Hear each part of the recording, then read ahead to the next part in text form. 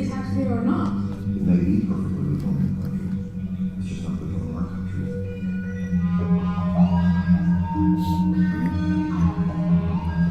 How can we exploit this apparent injustice where I'm paying taxes and Starbucks is not, or Google is not, or Amazon, or Walmart, or whoever you want to put on your list?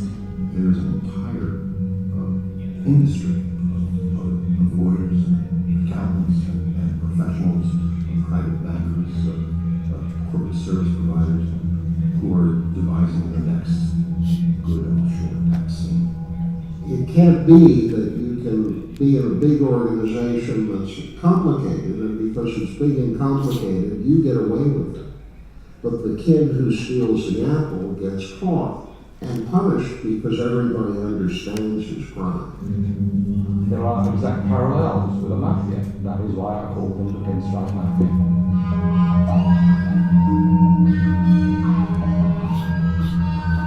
There was a time when tax havens embraced that term, we are tax havens. And then as people began to look upon tax havens as not being a good thing, they started referring to themselves as offshore financial centers. It's not acceptable that people can obtain anonymity and then do whatever they want to do. If we do that, we're basically back to the Middle Ages with a ruling class that can hide and the rest of us suffer the consequences. What they're really doing is helping people commit crimes against their own government.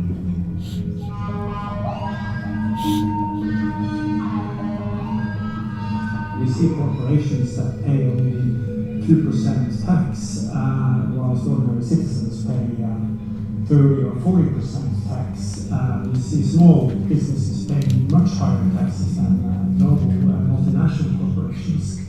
Do I, as an individual, have a right to say to my state, you have claimed me as a taxpayer.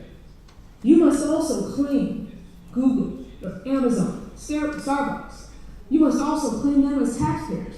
And if you can't or won't do that as a state, and I think we are at a place where we say won't, not can't, if states choose not to do that, do they not then have a responsibility to explain why? We've seen it in the banking crisis.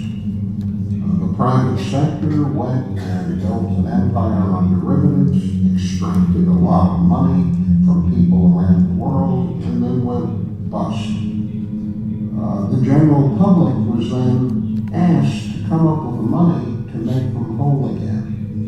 This concept of absolute and total financial secrecy just has to go.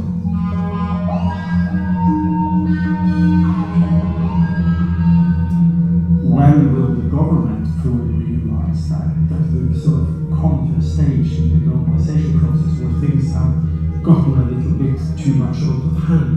The state has to shut down corporations which produce harmful products. You can't imagine somebody selling food or medicine or water which harms society and being allowed to remain in business.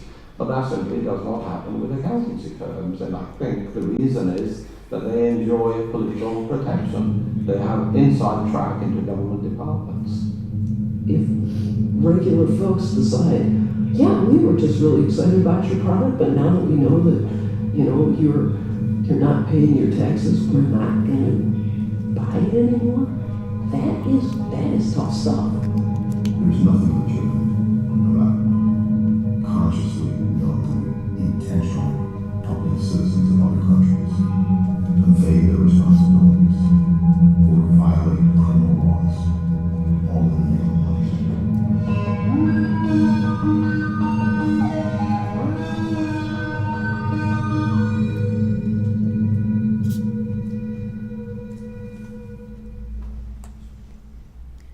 So this is basically what I'm going to talk about. It's the industry of tax avoidance.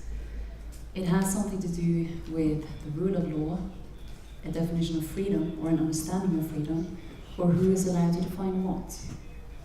My name is Thowsen. I'm the Secretary General of Publisher Today Norway. And as Lena said, although I am from Norway, we are in a global network because we're in the same boat. All countries are harmed by this, And that is also why we are over 800 organizations from over 70 countries in the whole world. Most of them from resource-rich countries that have oil, gas, and mining. So the core problem that we're working with, where we started out, it was a situation in Angola. It has to do with natural resources and lack of development. Natural resource-rich countries has a lot of resources. It doesn't often translate into a common good for the citizens. We also work with the issue of aid versus the mobilization of own capital, because aid is not a sustainable way for a country to finance itself. We are also working with that the export of oil, gas, and minerals, it's been 9 times the value of international aid. So the point is that this is an industry that generates a lot of money, but is also one of the most secretive industries in the whole world.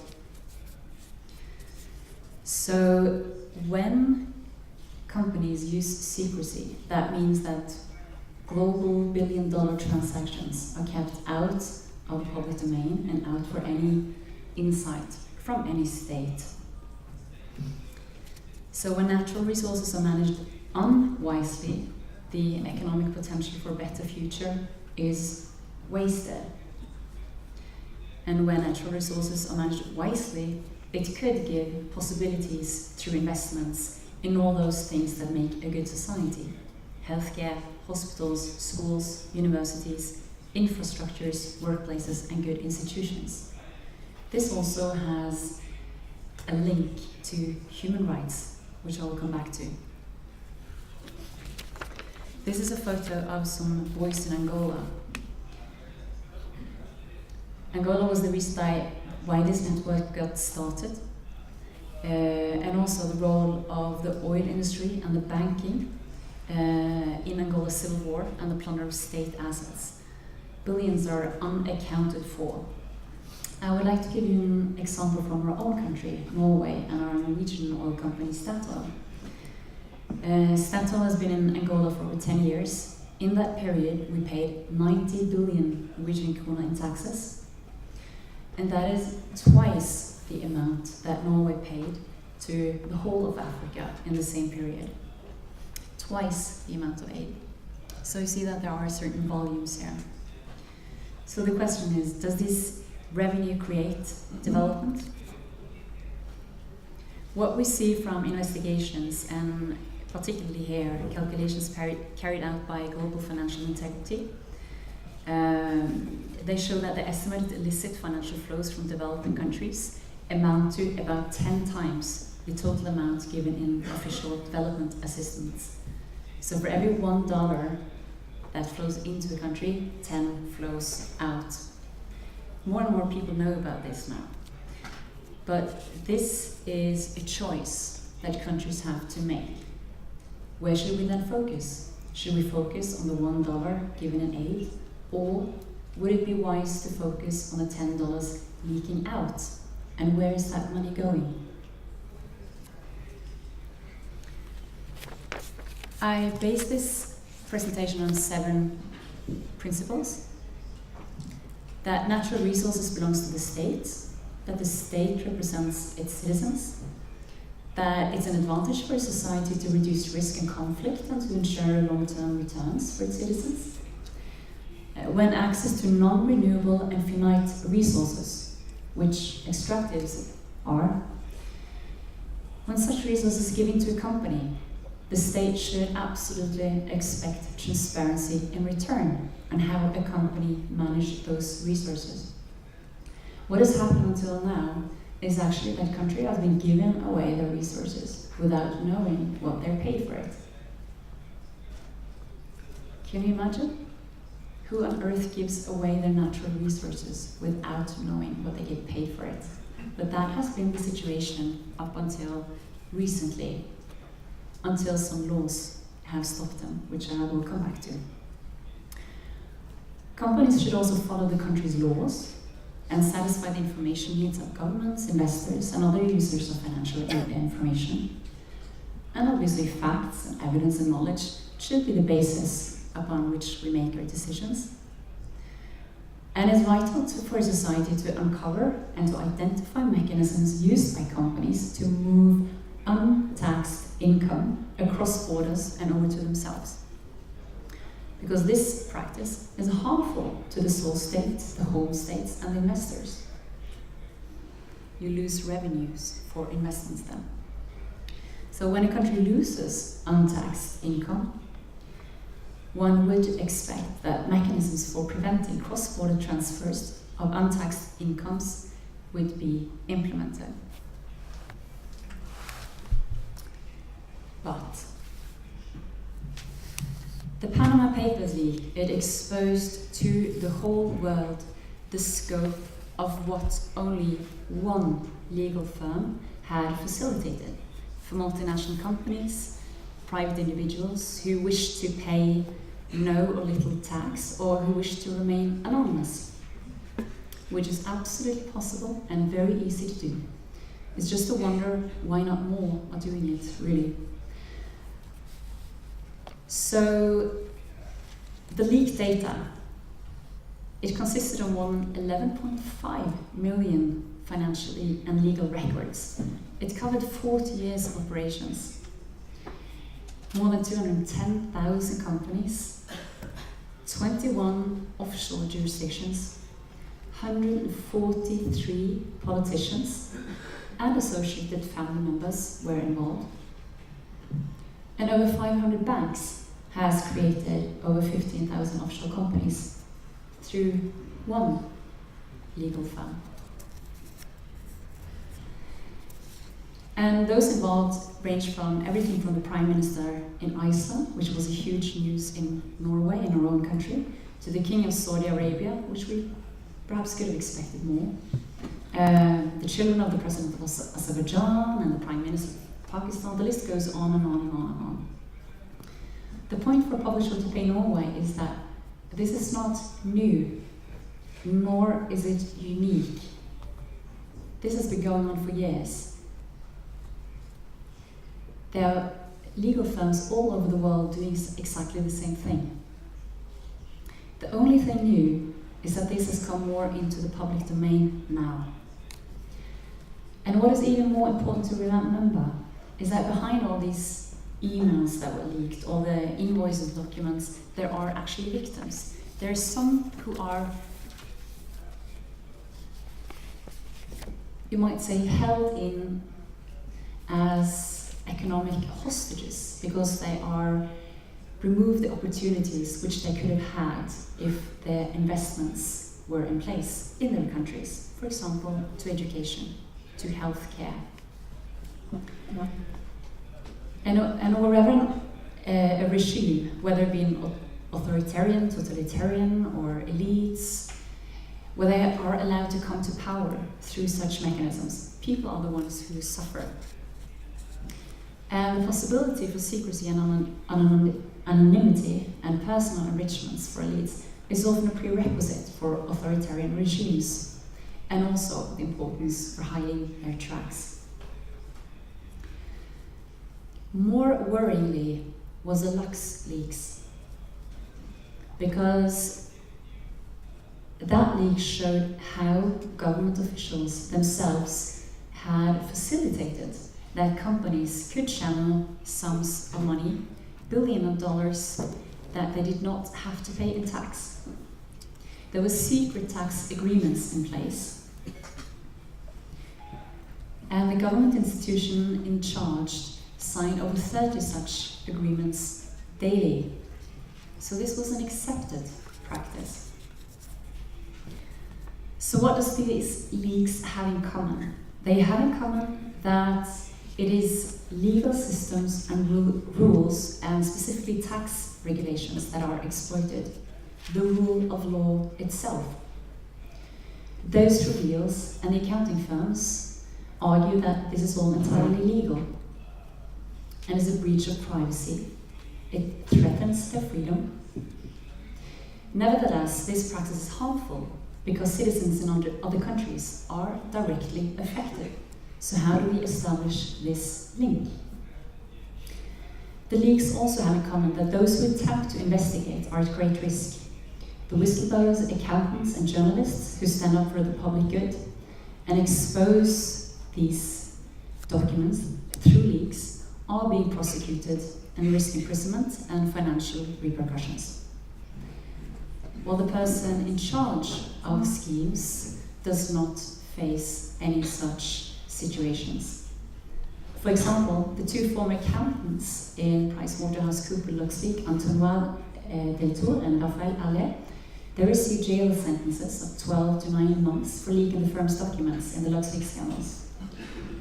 The previous finance minister for the tax haven Luxembourg, Jean-Claude Juncker, he attained the position as leader for the EU Commission with the responsibility of developing Europe's tax legislation. Why does these leaks happen? The person behind the leak, who named her or himself John Doe, wrote an opinion piece and gave one explanation of why this happened. So what he wrote was that income inequality is one of the defining issues of our time, and it affects all of us the world over. So he's talking about the income inequality. So inequality today is not between nations, it's between people within nations. For example, a UK worker will today receive only half, 50% of the GDP, compared to 65% of the GDP which they received in 1976. That decline is almost unmatched by any other industrialized economy. One explanation was the falling membership in the trade unions and also the possibility of collective bargaining. So it has to be related also to unions. I will not go too much into the details, but for example, one comparable figure from Russia is that 110 people manage 35% of the wealth in Russia. Workers' rights have been weakened all over the world, and in the US today, a person earns less today than they did 40 years ago. And OECD itself has said that wealth does not trickle down, rather the opposite. It sucks up the wealth. So the average income of the richest 10% of the population is about 9 times that of the poorest 10% across the OECD. That is up 7 times from 25 years ago. There's a professor called Robert Reich, a professor of public policy at Berkeley University. He's introduced the concept of inequality for all, because the middle class is disappearing and is targeted. The middle class is eroding and sinking. And he says that this inequality is unsustainable. So as this little street art shows you, it says, sorry, the lifestyle you ordered is currently out of stock. It gets harder and harder to sustain a normal way of living. But in order to reverse the trend, we need to know what causes it. The person behind the leak also had some opinions about that, so let's just check what he said. He blames a corrupt legal profession. He connects it to democratic governance, and it depends upon responsible individuals throughout the entire system who understand and uphold the law, not who understand the law and that are able to exploit the law. He's also referring to that Mossack Fonseca didn't work in a vacuum, and despite fines and documented regulatory violation, it found allies all over the world. Many times when the legal profession is asked to be regulated, or there's a discussion to regulate the legal business, They would like to regulate themselves in a number of issues. This person says that this is not a good solution. It simply doesn't work.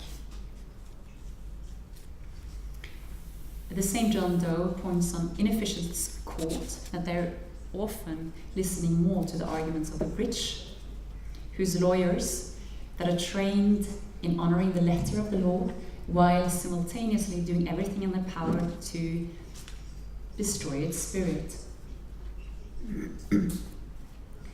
Then he says something about, what about the rest of the society? And he's pointing to that the rest of the society is living in economic slavery, and that most people are unaware of their status, and that these shackles are carefully hidden in an unreachable or ununderstandable legal language.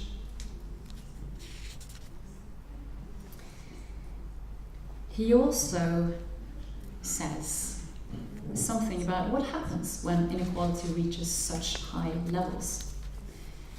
He points to that historically people have resolved great inequality through revolutions and war. And he indicates that the next revolution will be digitalized.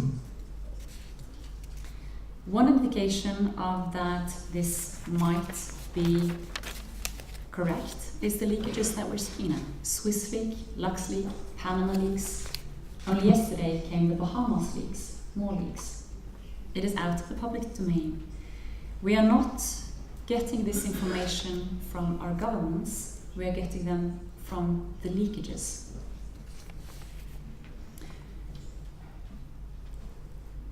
So when, for example, 50% of the world population are living today in countries where basic civil liberties and political freedoms are curtailed, and where government may see civil society, academics, regular workers, journalists, small business owners, parliamentarians, or even local governments as threats.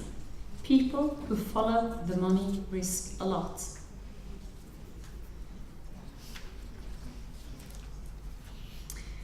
And the losses for society are great. Very briefly, developing countries said to lose 6,600 billions in capital flight in a 10-year period. That is a 9.4 increase annually. That is twice as fast as the global GDP. OECD estimate that they also lose 240 billion euros annually. EU estimates they lose around 70 billion annually. In Norway, we think we lose 7.5 billion, but that perhaps over 136 billion are evaded from taxation. We don't know. That's the point. But the societal consequences of lack of regulations are huge, as you see, and it has direct consequences for citizens. So why does it happen? We also have a 60-second small movie to try to capture why it happens.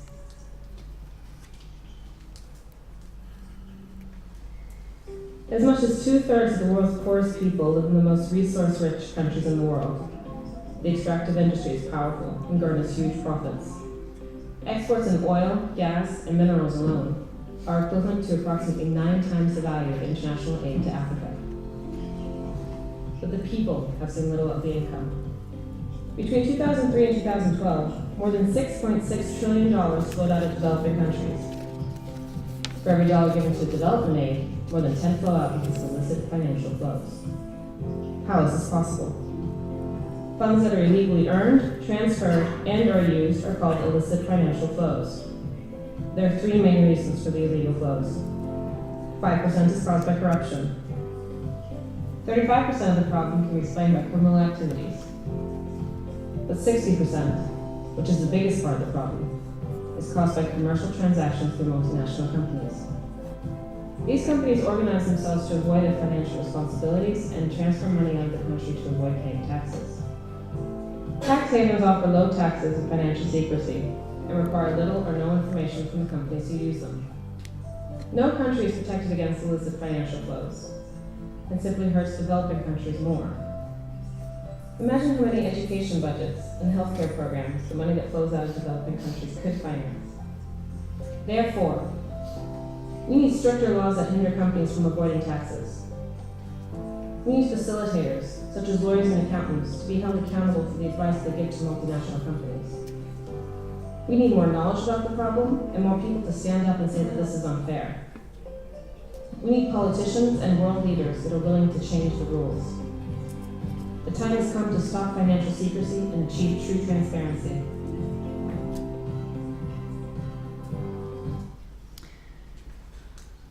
I won't go too much into depth. It's just a point to make that these are huge outflows.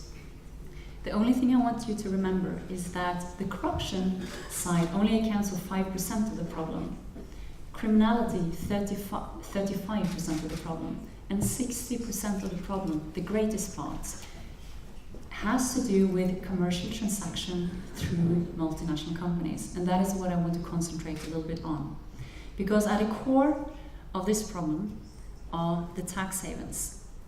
So when we are talking about how we are going to finance development, how we are going to finance sustainable development goals, we have to recognize, for example, that money held in tax havens just by private people is about the same thing that it would cost to finance all of the sustainable development goals. That is only private capital. It has nothing to do with multinational corporations.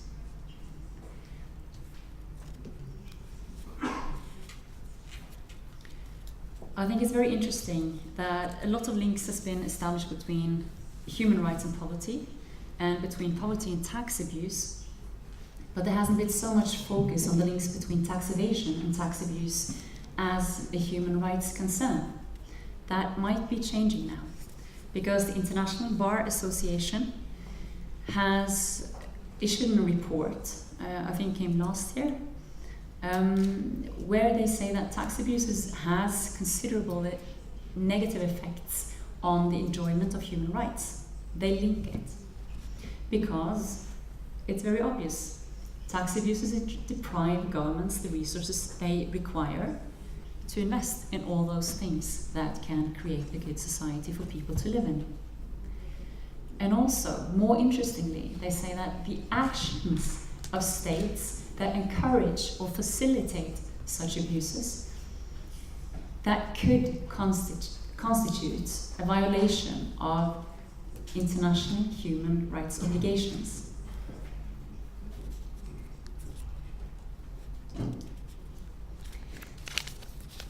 And here comes the next thing that we are working with. So we have one problem that is wrapped in another problem, basically. And that's the secrecy. So we're working with who makes it possible, how is it facilitated, and what can we do about it? And one major problem is that the accounting standards that the companies has to abide under, they're not very informative. Who decides what the company needs to be transparent about? Up until recently, that has been a private foundation. It's not under sufficient democratic control, political control. And when others are consulted, it's mostly accounting firms, which again are operating on behalf of multinational companies. So in the beginning, when we started working for transparency, we thought this was the way to go. We soon found that this was not the right way to go. One person who has been digging down deep in the role of accounting firms is the UK Parliament with Margaret Watch. She grilled several of the famous IT companies on the issue of tax avoidance. And what she called it, it's an industry based solely upon ripping off the public purse. She was quite free-speaking politician. And we found that the oil companies, in an investigation, we investigated 10 of the most powerful oil companies and mining companies in the world, that they own at least 6,000 subsidiaries and 1/3 of them are in secrecy jurisdictions. They're not in Cayman Island. They prefer Delaware in the US and the Netherlands.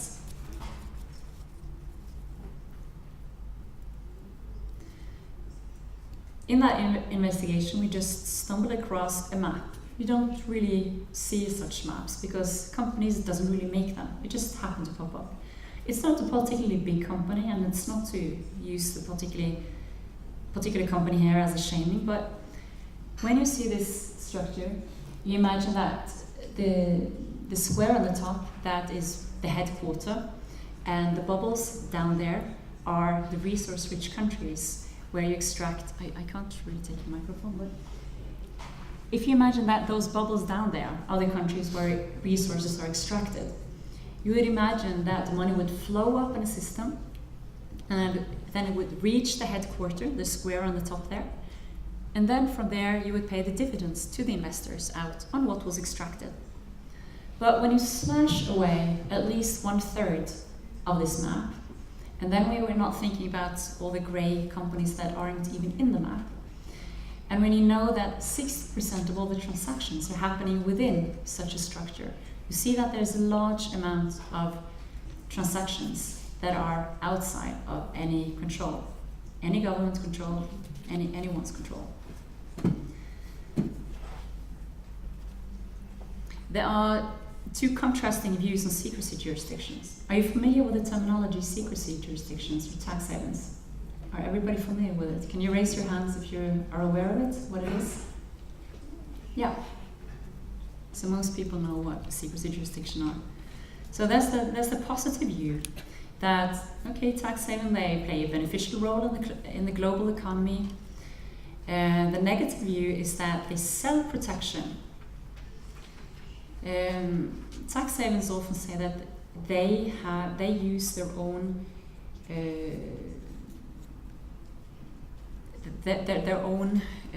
possibility to exercise their own law, and that it has to do with sovereignty. But the point is that what they're doing is actually harming another country's sovereignty. So there's no agreed definition here. Just that a tax haven sounds as if it has to do with only competing on levels of tax, while the most difficult problem is the secrecy and the levels of secrecy. Obviously also rules in a secrecy jurisdiction, it doesn't apply to those who live there, only those who do not live there.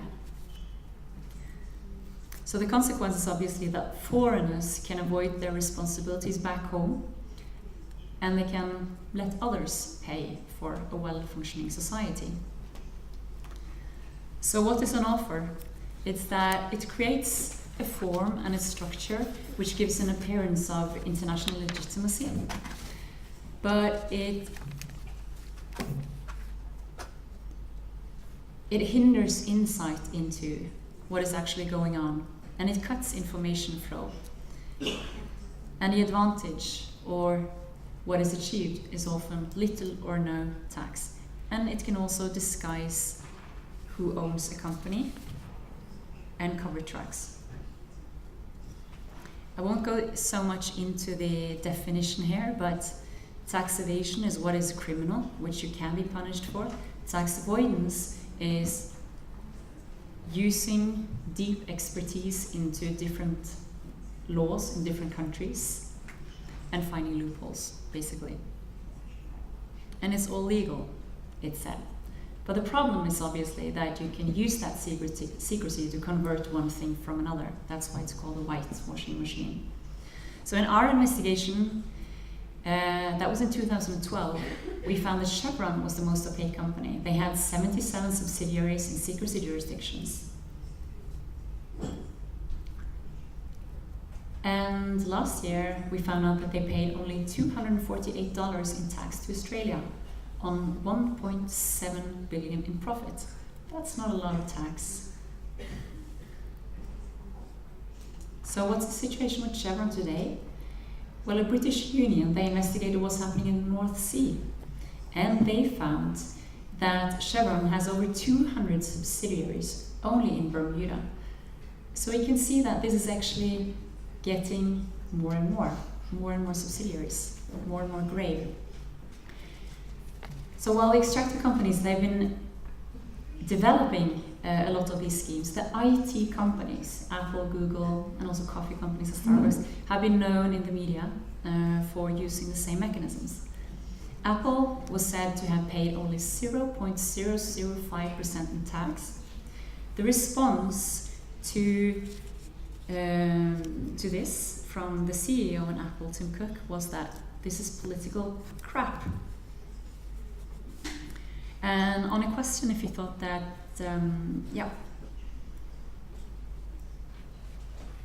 But then the EU did an investigation into this, and they concluded that 2 tax deals that this company made with Ireland had effectively reduced the tax bill to 30 billion.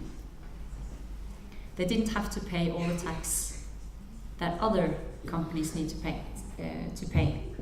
So the EU said that this is illegal under our rules. And EU ordered Ireland to pay 13 billion in tax to Ireland. And what happened? Irish Minister of Finance said, we don't want it. They said that they defended that Apple had paid the taxes that they should. This is an ongoing case. But here is the Minister of Finance who says, here you have 13 billion extra in revenues, but they're defending the right to continue as a tax havens, as opposed to gathering the revenues for the people. Another report we did, Lost Billions, we found that $100 billion had disappeared through transfer mispricing in trade with crude oil. When we launched it, we thought that this is going to be a bomb in the media. Nobody lifted an eyebrow. It was just too difficult to understand, I guess. But if you compare this with what we know, that 60% of transactions in the global economy today is taking place within a corporate structure, within companies, not between, but within. That gives us some idea how much trade that is taking place over national boundaries within the same company. So the OECD, they will argue that, well, there is an arm's length approach to transfer pricing, but when 60% is taking place within one company, there's really no such things as comparable prices in many cases, as all of the actors are integrated somehow. Another mechanism used, which in Zambia was found to facilitate that 20% tax did not come into the state coffers. Derivatives is a financial instruments, an instrument that can be misused in order to move capital as well. I won't go too much into it, but the point is that this way of using financial instruments, it's underexposed and is being used in a grand scale. And also that the value behind derivatives is 10 times the world GDP. It's crazy, it's crazy. And the world's most famous investor, called Warren Buffett, he called use of derivatives as financial weapons of mass destruction. We also looked at another secrecy mechanism used, and this is also, it's very important, but it's also very difficult because we are working with lawyers and with accountants. They're not bad guys, but there are firms and people at play using the knowledge not to follow the rules, but rather to how to avoid the rules. There's one good thing, lawyers, they have a duty of confidentiality, and it springs from the best of society. It should be something good. It should safeguard the rule of law in society. So when you go to a priest, or if you go to a doctor, you would like to have a confidentiality with that person. You would like to be honest and to share what is wrong without that information spilling out into town, so to speak. But there is an unintended effect that it's necessary to talk about, because it's used in layering of secrecy or layering of information. So while the purpose of confidentiality is good, and it was designed to protect a relationship of trust between a client and his lawyer, today it's used strategically by multinational companies to protect global billion-dollar transactions, because a lawyer will not be able to talk about what she or he has been a part of. Often such transactions is also diversified, so nobody really gets the whole picture. So multinational companies can, with the assistance of professional tax advisors with deep knowledge in the distinction between different countries' tax system, pursue advanced tax planning across national borders. And central to this is obviously the establishment of an intensive use of subsidiaries, transfer mispricing, abusive derivatives, establishing companies with a high proportion of loans, often combined with using hedging. And these tax havens offer secrecy about them. So there's both power and information asymmetry going on here. And the largest companies have much more financial powers than the countries from where they extract the resources. And we often see that in court cases. It's very hard for nation states to bring companies to court. Another problem is also that the lawyers may also have significant personal income by assisting successful transaction routes. We also see that in Norway, that they are amongst the most well-paid people, the tax advisors. So we've been raising some questions if a strict duty of confidentiality for lawyers could harm the global market. And what is the rationale for strict duty of confidentiality? So we have contributed in raising debate about these issues, and also how it stands in the way of human rights, the realization of human rights. It's also hard to charge lawyers as legal privilege hinders insight. There's also another issue, which is also based in a very good way of using the law. It is the law of self-incrimination, that you shouldn't give information that can incriminate yourself. But for example, in Norway, we have 12 oil companies that are now protected under human rights against insight. The Supreme Court decided that forced disclosure of key financial information to the police should be prevented. So citizens doesn't necessarily have any insight into the company, and the oil companies have protection under the human rights against insight. So for many in civil society, amongst the legal profession, for others, this raises some interesting questions about the distribution of human rights. And as we know, the historical background was to protect people, physical people, against atrocities. And we see that oil companies with build-up financial muscles in tax havens are able to exercise and to develop their rights under human rights. So human rights are getting less credible and less respected by ordinary people when this trend has been developing. So when all of these things are working together, we call it the fiction industry, because it's a layering of fiction.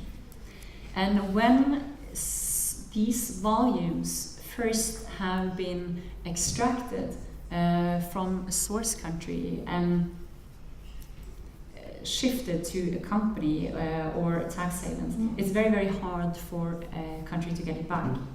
For example, the World Bank looked at 200 cases of corruption cases. Over 70% had used anonymous shell companies. the recuperation rate was less than 0.02%. So when the money is gone, it's gone. So to sum up, it's quite an interlocked set of problems where you have transfer mispricing, derivative abuse, you have all these different instruments that work together. Barack Obama tried to say something profound about all of this when this came to his knowledge. And he said that you got a building in Cayman Island that supposedly houses 12,000 corporations. That's either the biggest building or the biggest tax scam on record. But the problem was very close to him. This little anonymous address in Delaware, it houses 200 corporations. It's half of the US publicly traded companies are incorporated here, including 60% of the Fortune 500 firms.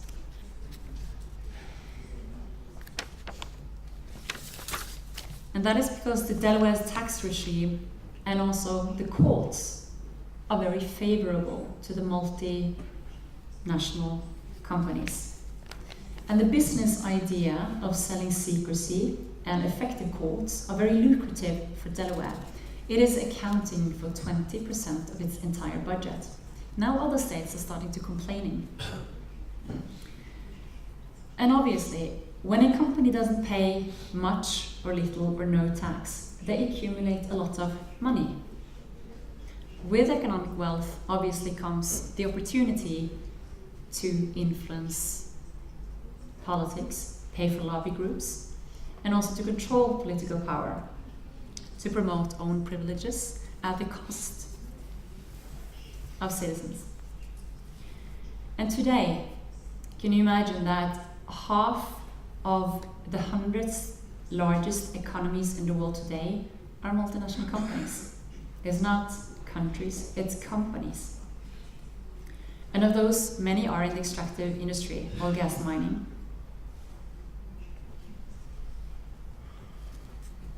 So the world's capital today is currently being globally accumulated in tax havens. And that is outside the open economy. That is a whole part of the world economy currently exempted from public insight. So is it possible to remove this secrecy? Well, one medicine cannot solve all ills, but you do need to be able to reveal what is going on. Because if not, leaks will continue to happen. When you know what's going on, when you get the facts on the table, then you can decide what is an appropriate approach or an appropriate tax. But the point is that the countermeasure against financial secrecy must be financial transparency. And the point is here that it is hard to maintain a praxis when that praxis has to be reported, when it has to be in the public light. And when the basis for all taxation is information, you need to get that information. And you need to get a good quality of information.